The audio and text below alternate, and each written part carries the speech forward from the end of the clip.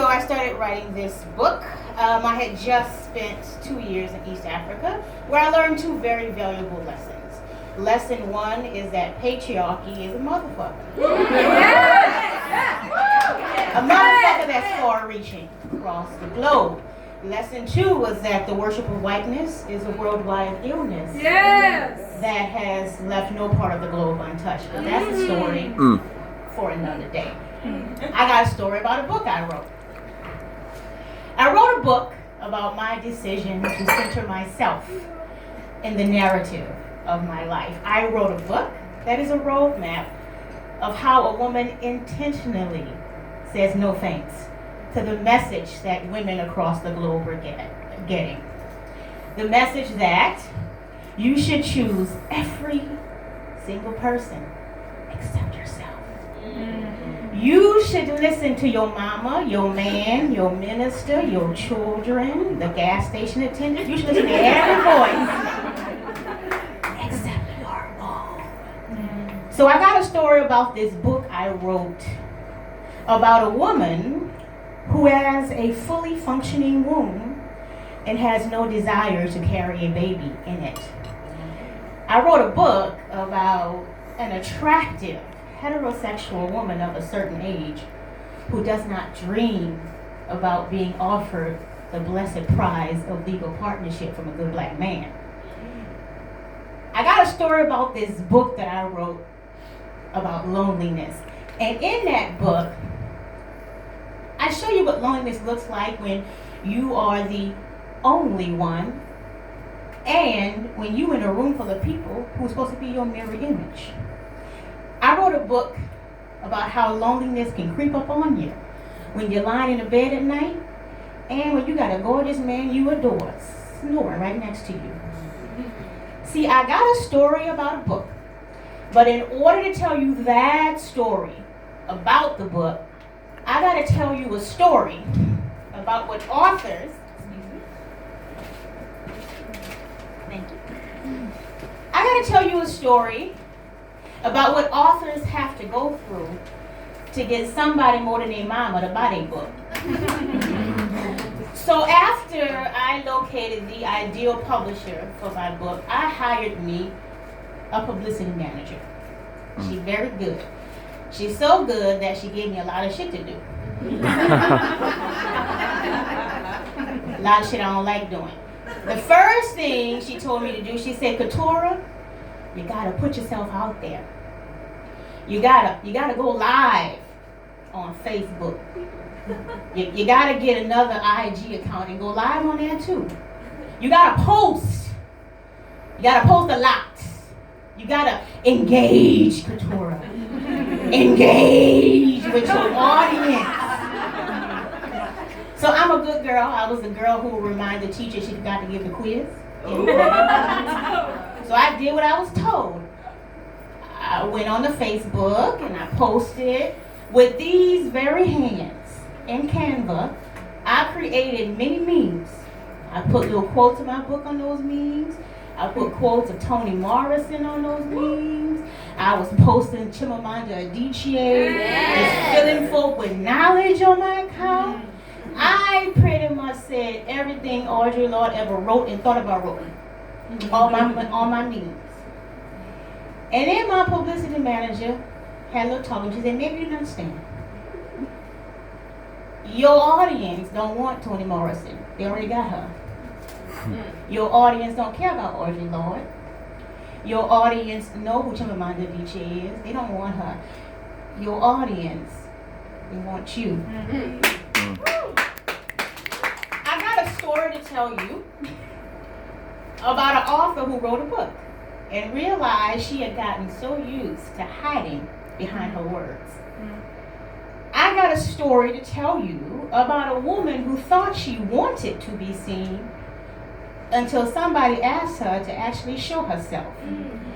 But in order to tell you that story, I have to tell you the story my brother told me a few years ago. Now, when George was telling his story, and he mentioned New York City every single time, I yelled out, the greatest city in the world. Because it is. Spent most of my adult life in New York City, but I'm really from the close to second greatest in the world, New Orleans, Louisiana. Wow. Word, exactly. Grew up in New Orleans, but I moved away to New York City in my 20s. So, of course, I go home at least once a year to reconnect with family and friends. And on one of those trips home, my brother came to pick me up at the airport, and he was laughing when I got in the car. He said, Keturah, don't nobody know who the hell you are. And I said, what is you talking about, Shay?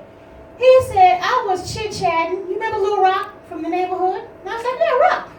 I was talking to Little Rock before I came to get you, and we was just joking and laughing, and I said, look, Rock, I'm going to holler at you later. I got to go get my sister from the airport. And Little Rock was like, oh, where's Shavon coming from? And he was like, and I was like, no, not Shavon, Keturah. And Little Rock was like, who? Who it is?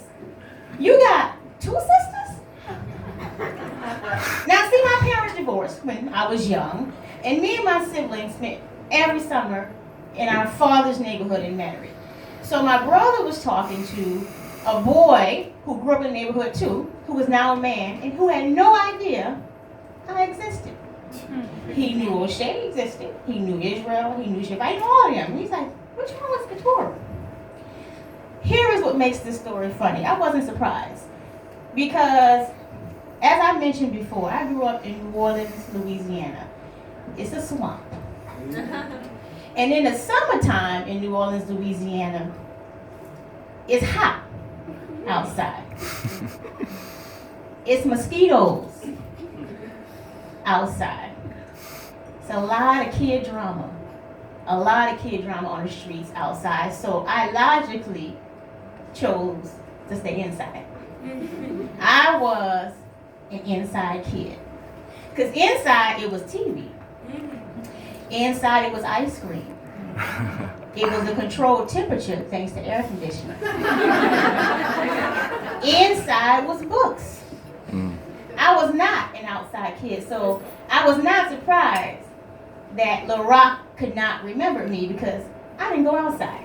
So I got this story about how I chose to be an inside kid, and because I chose to be an inside kid, I chose invisibility, happily. Now I've been doing what my publicity manager has said, and I've been sharing a lot. I've been going outside a lot. Let me tell you, it's fucking exhausting. It is fucking exhausting. It is tedious. It's a bit ridiculous. It's a bit time consuming. But, for the sake of being positive, I will say this. I have gone outside quite a lot for the last few months.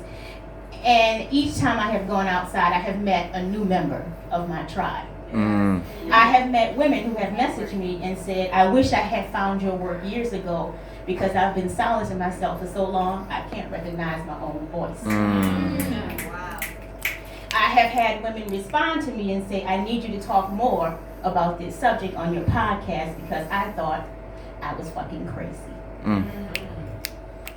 I have met women who, like me, used to be afraid of being accused of the worst thing you can accuse any non-male person of, being selfish. Listening to her voice. Making choices with her womb that center herself. I have chosen to show my words. I have chosen to show myself. So I have a story about a book. I have a story of going outside in the August heat and trying to avoid street fights with bullies while being eaten alive by mosquitoes. This is a story of being seen on and offline by an increasing number of strangers, revealing myself in ways that go against the very essence of a Gemini who also happens to be a control freak. This is the story of my hard-working publicity manager making me understand what I really thought I already knew. I am more than enough.